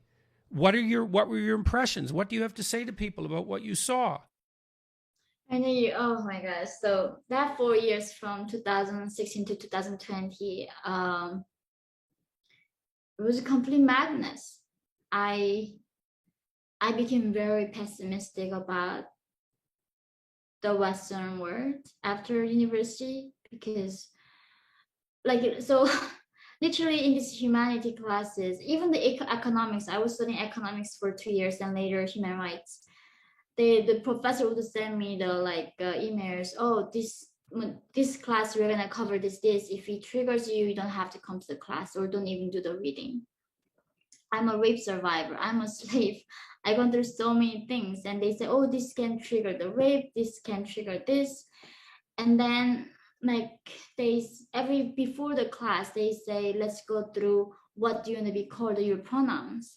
And my English is not that good. I sometimes mistakenly call him or she, and then they start asking me to say they, and then I don't know how to incorporate in my English that pronoun properly. And it made me so nervous to talk in the classroom. And one day I got into a fight with my professor. She was saying, the fact that you're letting men holding door for you is you are giving in to their overpowering you.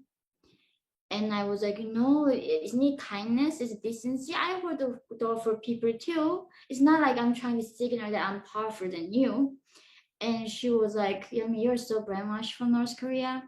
Like, and I was a scenario, of course my GPA is gonna be affected, and it's like, okay, I gotta really shut up. I gotta try to do my best to get a good GPA.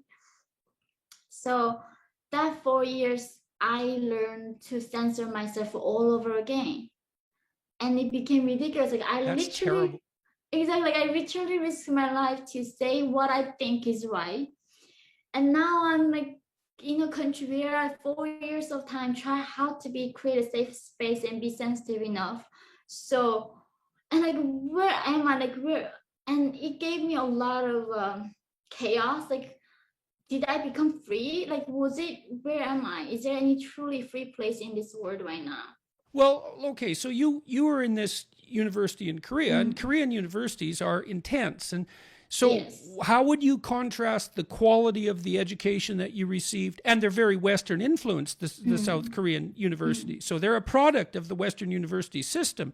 So how would you contrast your experience at the South Korean university with Columbia, which is in principle one of the great Western American institutions, educational institutions?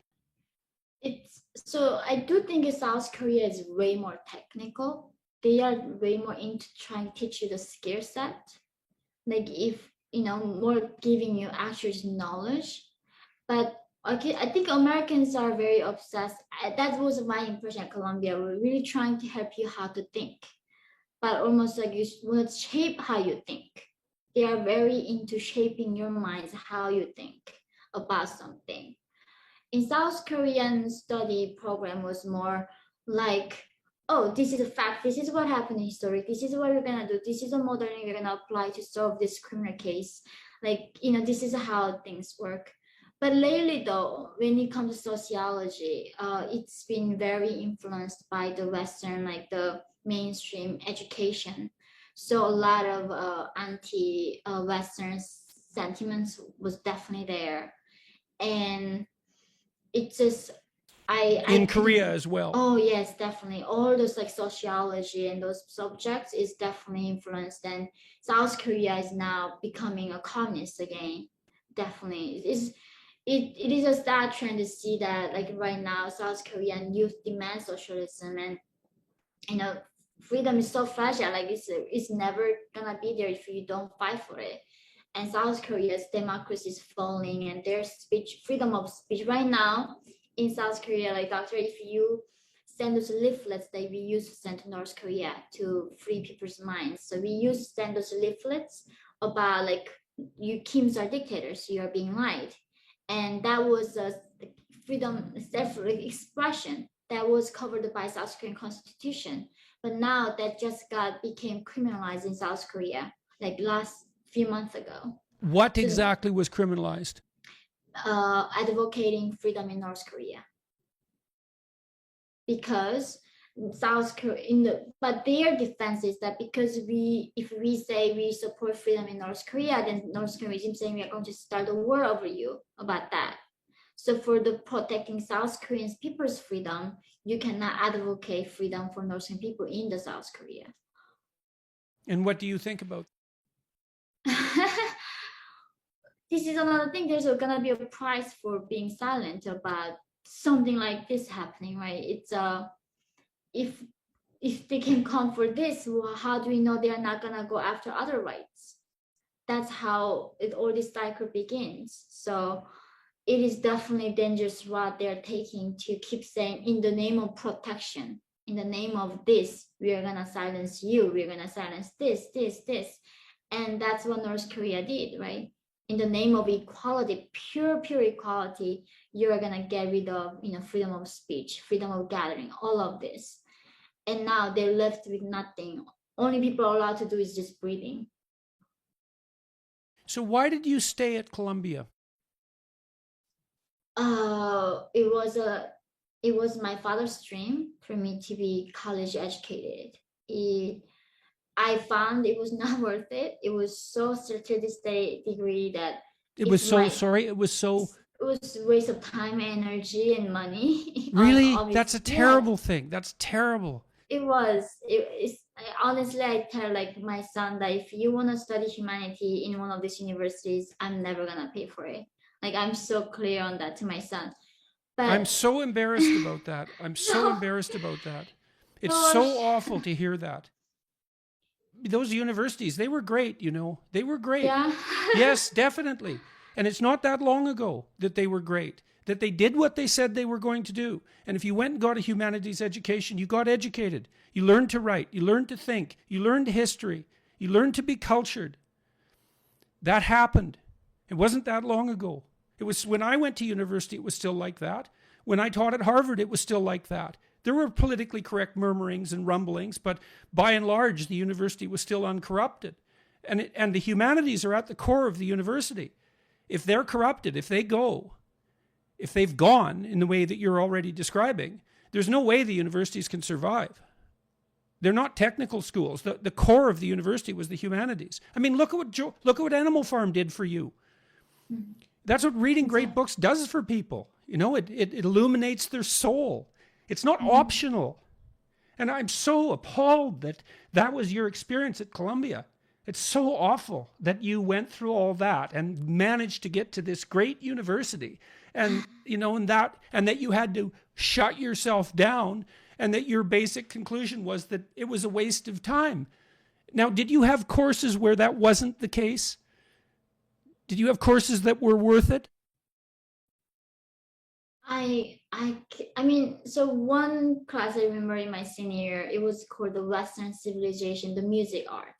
One of the core that Columbia had is the Western art and the music. Has still, right, not for long.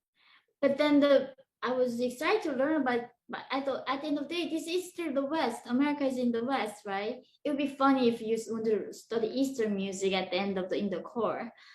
And the professors like, who has a problem with calling the Western civilization like art? And then every single one of them all lifting their hands because they were saying there were so many artists were greater than Beethoven and Mozart. We silenced them, erased them all. And that's why we have to now end up studying these like bigots, who are racist. And I'm like, and then they were like looking at me, why are you not putting your hands up? Somebody who doesn't have the problem with talking about Western civilization.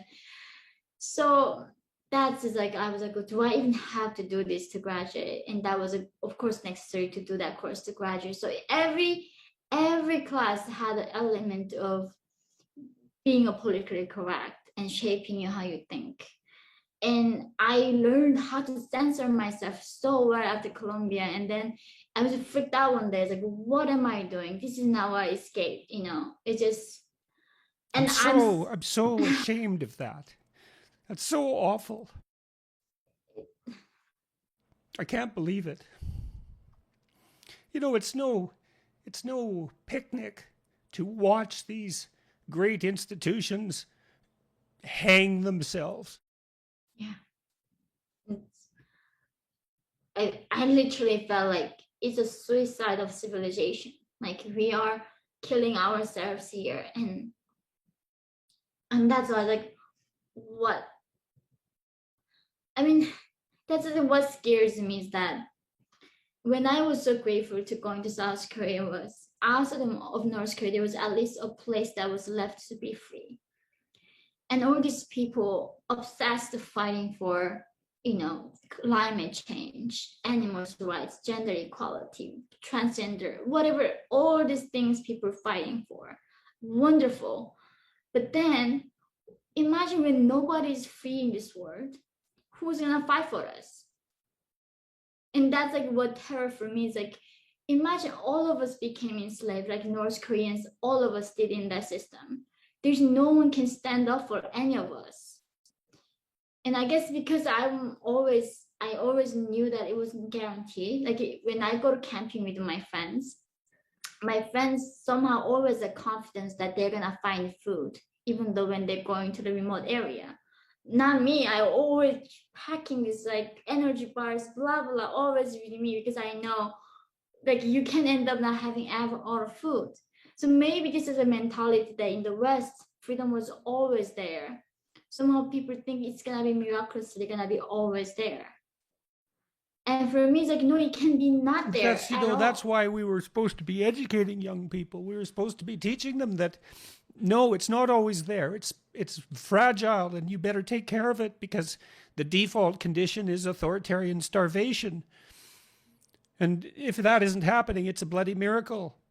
Yeah, that is. And that's where I am at right now with North Korea. While of course I'm fighting for my people's freedom, but there's so much interest in, like even Hollywood, they do not want to stand up anything behind the thing is challenging Chinese Communist Party. No mainstream, no Hollywood stars, nobody in America want to be behind the movement that challenges Chinese Communist Party. Well, I've seen this over and over in the universities too. It was often the case that it was my psychology classes where the students learned about what happened in Stalinist Soviet Union and Maoist China. They hadn't been taught at all. They hadn't been taught that tens of millions of people died in China. They hadn't been taught about what happened in North Korea. They hadn't been taught about what happened in Russia. It was like that never existed, even though the Cold War was all about that. And it's appalling. And I think you see exactly the same thing. Well, you're pointing out exactly the same thing. How blind can we possibly be? I know. It's like the people say like, oh, Hitler killed so many people, but do you know actually Mao killed the most human beings on earth? He killed like 50 to 60 million people. The Chinese communism killed more people than anybody ever did in our human history. Yes, and the Chinese Communist Party still controls China. And the only reason people aren't starving to death there now is because they adopted, because they had no choice, essentially, because people did start to rebel to some degree. They introduced free market transformations. It's the only reason that China has emerged as powerful economically as it is. Yeah. So what's next for you? You've graduated from Columbia. When did you graduate? January of 2000 last year. I got to ask you again. Wasn't there at least one course that you took there taught by someone that taught you what you wanted to learn? One course. You should know. Like if there was, you'd know. I knew. I liked about the evolution class about how the humans we became who we are. Going through Homo erectus, like habilis, or the humanity journey. But then, of course, they always had a political correctness element always in the textbook everywhere. So I like the economic classes a lot because it really helped me understand how the world worked in some other ways. But then, of course, it's all about like the payment, gender inequality, payments, blah, blah, all that like macroeconomics has that thing. So I think it filtered out. It was good, but I don't think it was worth of that amount of money, especially, and the effort to go. You can't take them on like online these days. Look, I had lots of professors who were great. Like I went to this little college when I was 18, 17, I guess, because that's when I went to college. And it was just an adventure for me. You know, I got the people who taught me. I had an English professor. His name escapes me at the moment, unfortunately. Dennis Wheeler was my political science professor. I remember that from 30 years ago. I can't remember my English professor's name, unfortunately. I had a philosophy professor named Langenbach, like 6 or 7 professors. And it was a small college. It wasn't an elite institution. And they loved to teach. And I had a group of friends that loved to learn, and it was great. Like, it was great. I learned a tremendous amount. I learned that I didn't know how to write, and they taught me. Robin Burke, that was the English professor's name. He gave me a D on my first paper. It shocked me to death because I'd got good marks in high school and I didn't know what I was doing. And he pointed it out and helped me learn to write. And these people were very serious. We walked through Plato and Aristotle and Hobbes and Rousseau and the full breadth of Western philosophy. And it was exciting. And there was no politically correct nonsense. And that doesn't mean that it didn't cover the political spectrum. A lot of my professors were democratic socialists, not all of them, but plenty of them were. So they covered the political spectrum. So, and I would say too, when I was at Harvard and at the University of Toronto, for that matter, that there were no shortage of professors who were providing genuine education that wasn't contaminated with propagandistic nonsense. And so I'm stunned to hear that you can't bring to mind a single example from your 4 years that where you got, see, you should have been exposed to people that had the same effect on you as George Orwell's Animal Farm, at least people who walked you through literature of that caliber and who had respect for it. At minimum, you should have got that. Yeah, but they instead told me not to read Jane or Jane Eyre because they had a colonial mindset that's gonna brainwash you, without you knowing it. So the problems of reading the Western classics is they were all like bigots and racist and believed in slavery. So it was because it's an amazingly it's a lie that's so profound that it's absolutely staggering. It's staggering to me to hear again, even though I've been watching this for the last 20 years, watching it develop. It's staggering to me that that this can actually be the case, that's what's taught about this tradition that actually produced the first emergence from slavery that's ever existed anywhere. I know, it's just like in North Korea, history was forgotten. Like our history begins when Kim Il-sung was born. And everything before, we don't even know what Big Bang was. We don't even know who Shakespeare is. Like we don't know who Romeo and Juliet is. And everything was forgotten other than Kim's revolutionary history. And when I came out, what I loved about was that the continuation of life, that life before Kim's. That was amazing. There was things beforehand, way beforehand. It was very humbling to those people who thought through things. And you were talking about Plato. I read Plato's On Love and how he brings these people talk about discussing what love is each mean for them. And it gave me so much just insights, to understanding humanity. But now, yeah, well, that was kind of the point. I know, but going to Colombia, the first thing is who loves Jane Eyre? I said yes, but do you know the problem is no? Do you know that she believed in all those ideas back then of colonializing other people, countries, and how that embedded in her literature work? And that's was whoa. So they expect everyone in the history to think the same way they do right now at this point, exact same time.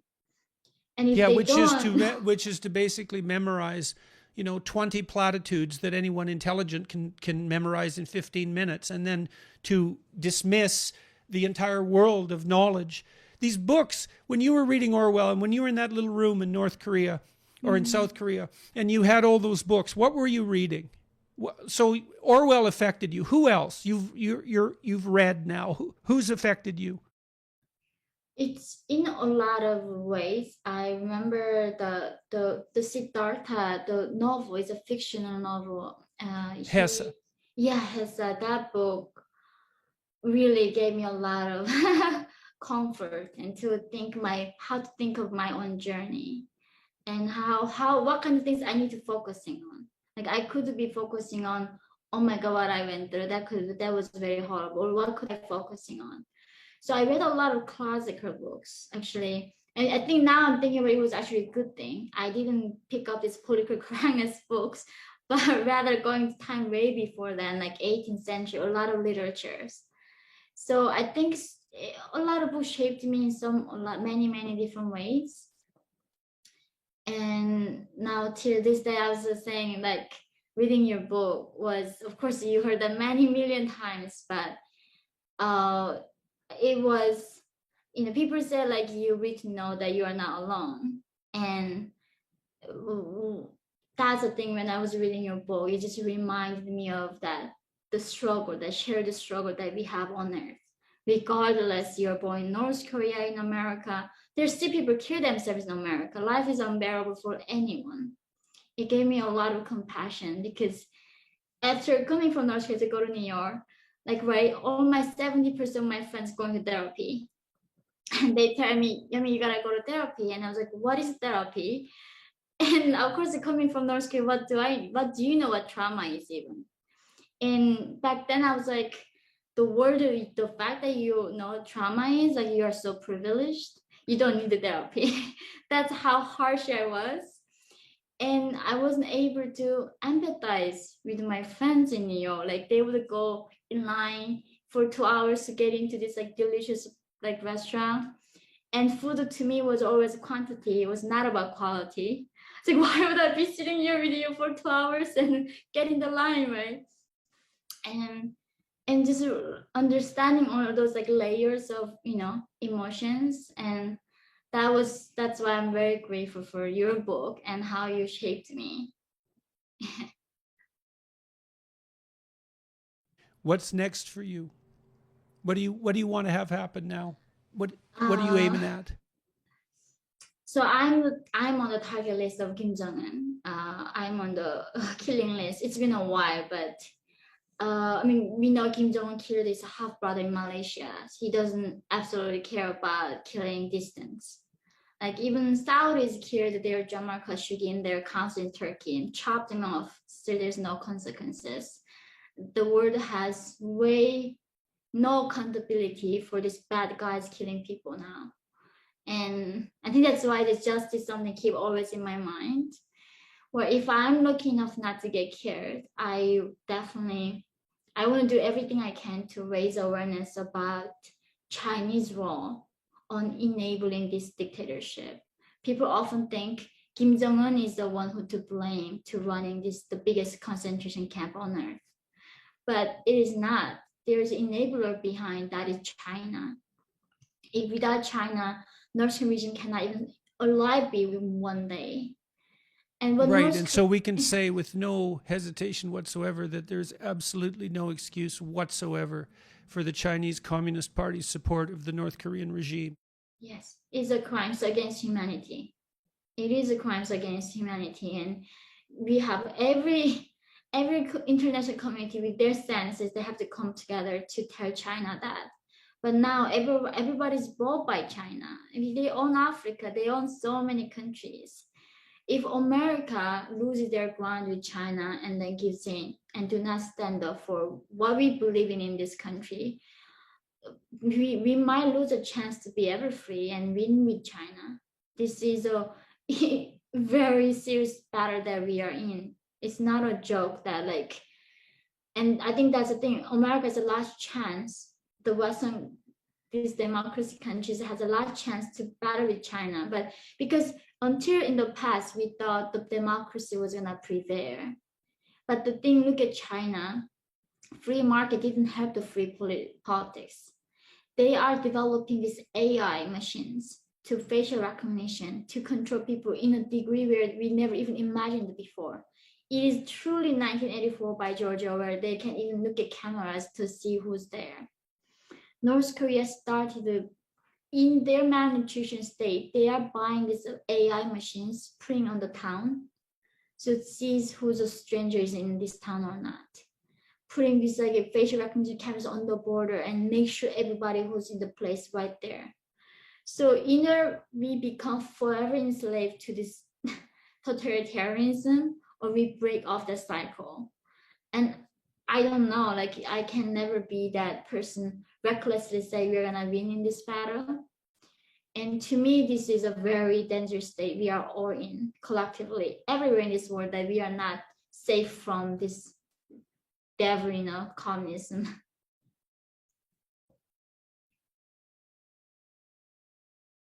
That's a good place to stop. Yes. Sorry, that was very intense interview. It's been. Thank you. Yeah, thank you for. You're quite the creature. I really wish you would have had better professors. You deserve them. No, thank you for everything you do. Seriously, doctor.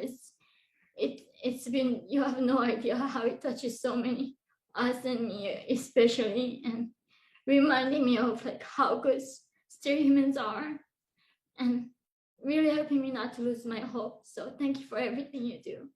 Yeah, you too, kiddo. Your book's deadly, and so are you. Keep it up. Keep it up.